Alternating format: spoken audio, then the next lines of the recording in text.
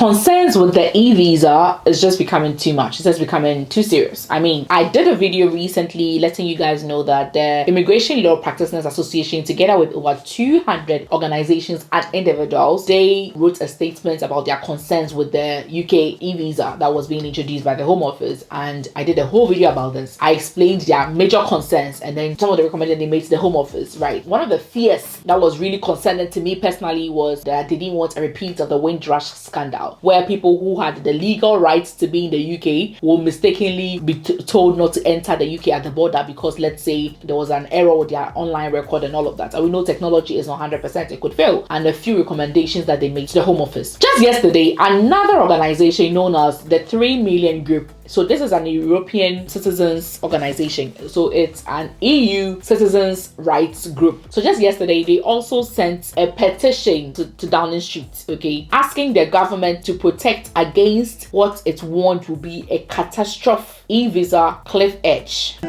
Stop that.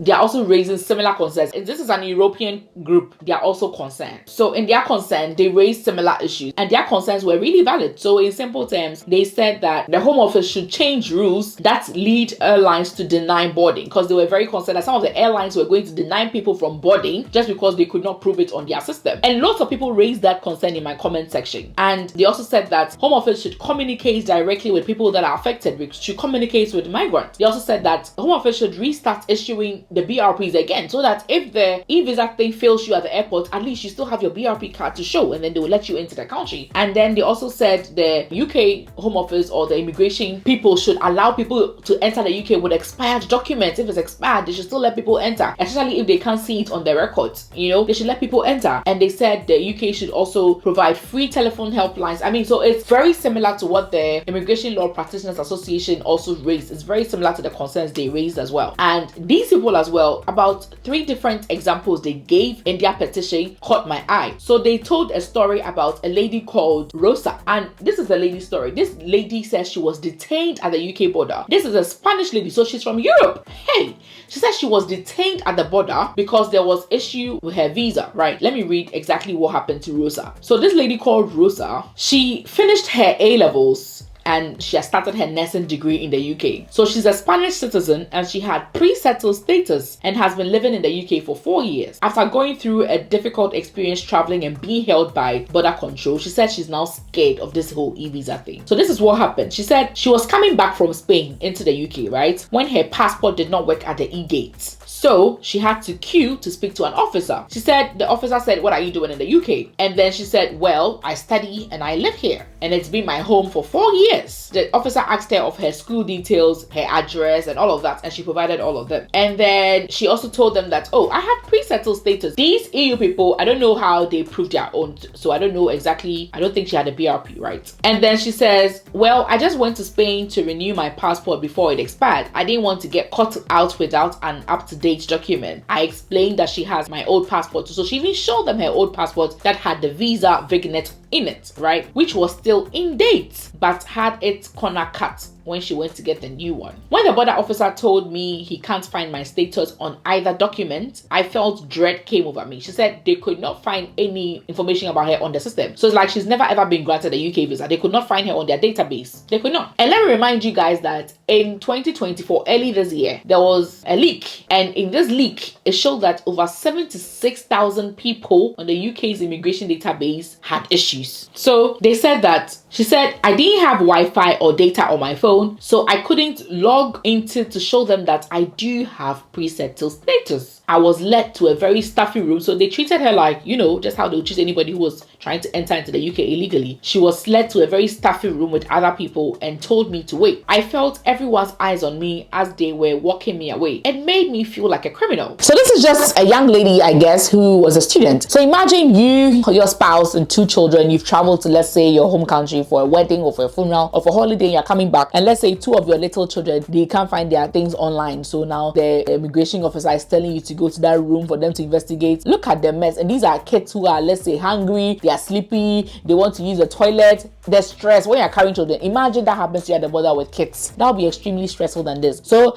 I'll leave a link to Rosa's story in the description so you can read it for yourself. And she's not the only one. There are several other people. And this 3 million group, which is an EU citizens group, they made a petition stating all these things that happened in the past. People said in the comment section that even Dubai has an eVisa system. How much more the UK? The UK is different too. So like I said, in March 2024, there was a leaked Home Office record which showed that database errors had already hit about 76,000 people. So the UAE has done it nicely. That doesn't mean UK can do it. UK already has 76,000 database errors. 76,000 people have been affected by errors on their database system. I mean, that's a lot. And it can happen to anybody at all. That's why these people are saying that the UK is not ready for this. And there's so many other stories. There's another lady called Vivian who also has similar issues, blah, blah, blah. And in the other video, I gave you an example of the Windrush scandal. People suffered bitterly for that. Now, the Home Office has come to respond to all these things. They've provided what we called a media fact sheet, and they've answered so many questions about these things, so many questions. So I'm going to read some of the very popular questions that you people asked me, but I had no answers to, but the Home Office has come to answer them. I'm going to answer some of these questions in the video, and I'm also going to leave a link to the fact sheet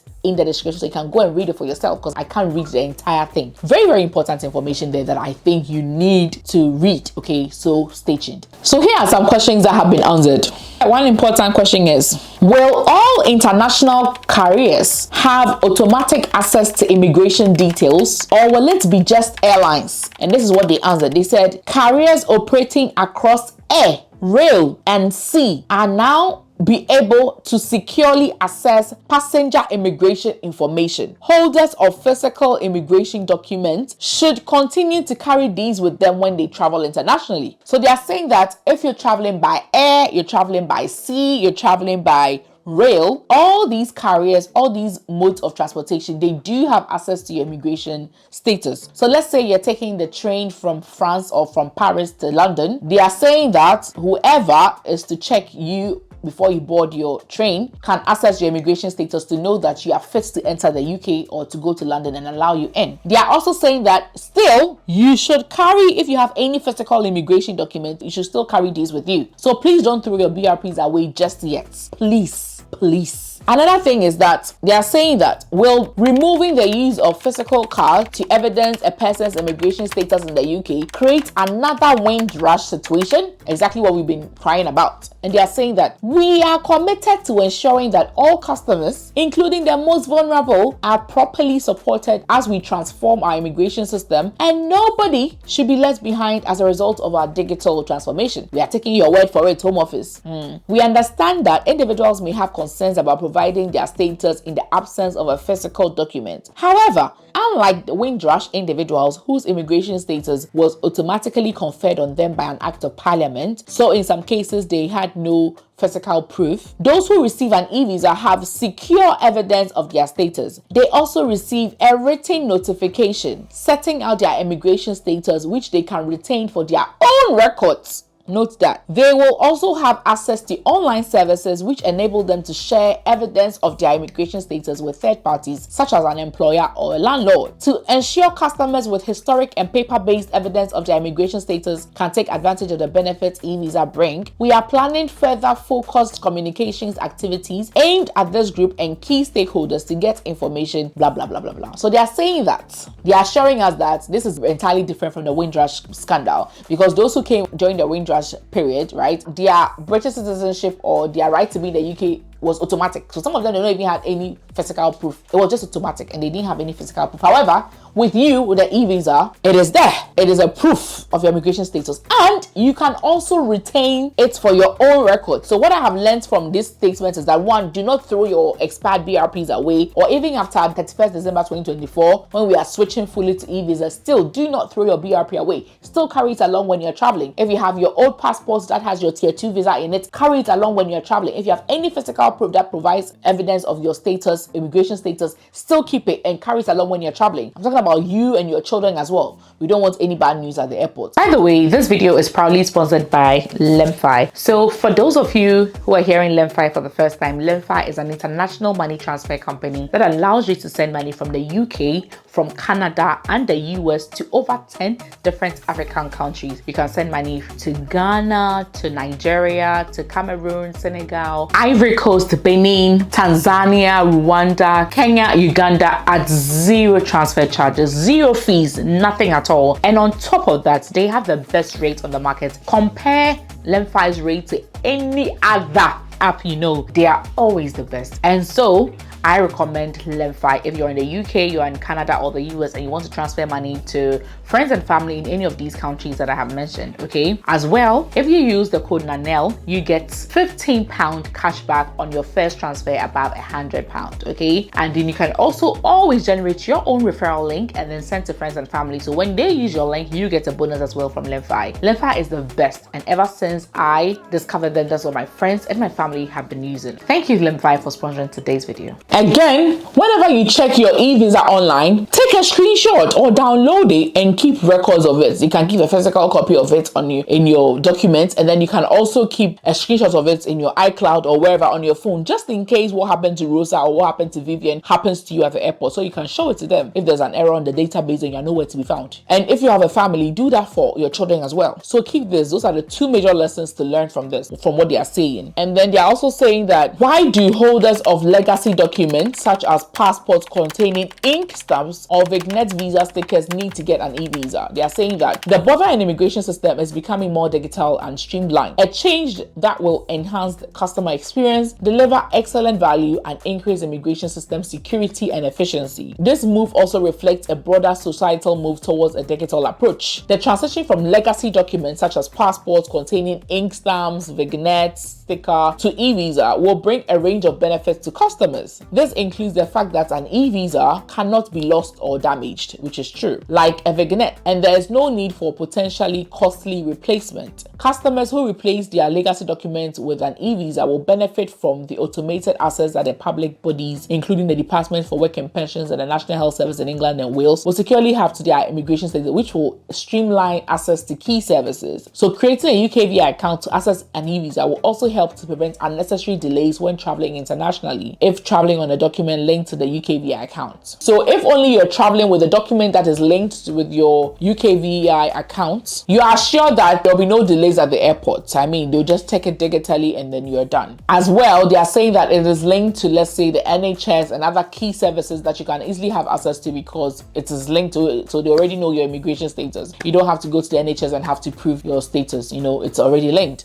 And so many other things. They're just going digital just by the sake of going digital and all of that. And it's not physical, so it cannot get missing, unlike BRP cards where it can get missing and you be in trouble. And then they are saying that if a customer has a BRP but it expires before the end of 2024, what do they need to do? And so many people ask me this question, so here is your answer. They are saying that if a customer's BRP expires before 31st December 2024, then their immigration leave may also expire at this point. If it does and they plan to remain in the UK, they should make a visa renewal application in the usual way. So if your BRP card was already expiring before 31st December and you still want to be in the UK, then you should renew it anyways. Just renew your visa the normal way. Yes, that's it. Renew your visa the normal way. However, you are still going to switch to an e-visa. Whether you do that before or after, you still need an e-visa before we enter 1st January 2025. So it says, what should people do if they have lost their BRP? It says, if a customer has lost their valid BRP, then they can apply for a replacement in the usual way. As with all BRPs, if their leave extends beyond the end of 2024, their replacement BRP will expire on 31st December 2024, and they will need to create a UK VI account to access their e-visa to prove their right. Once the replacement is received, then customers should visit gov.uk e-visa for details on how to create a UK VI account and access their e-visa. So in the same way, you'd apply for a replacement just like for e-visa, and then when you get your replacement card, you create your UK VI account, you you connect it to the eVisa the same old way. And then they are saying that should customers whose BRP expires on 31st December 2024 before their immigration leave is due to expire apply now to renew their BRP? They said no. Customers should not apply to renew their BRP, as all BRPs issued to customers who hold immigration leave beyond 2024, including renewals, are due to expire on 31st December 2024 and will be replaced by the eVisas. An application to renew will result in unnecessary costs to the customer and a BRP with the same expiry date as the BRP they already hold. So because the Home Office knew that they were going to end BRP cards, all BRPs are ending 31st December 2024. Meanwhile, some people, they renewed it just this year and they renewed for 5 years or they renewed for 3 years. Yet the BRP is ending 2024, December 31st, right? So they're saying that for such a, you know very well that you applied for a 5-year renewal or 5-year extension. So, and you were granted that. So it's not supposed to end at that time, right? So let's say you know that ideally your visa ends in, let's say, 2027, but the card is what is expiring 31st of December 2024, not your status. You understand? So you do not have to reapply or renew. You don't have to do that. All you have to do is just create a UK VI account and then do an eVisa or apply for an eVisa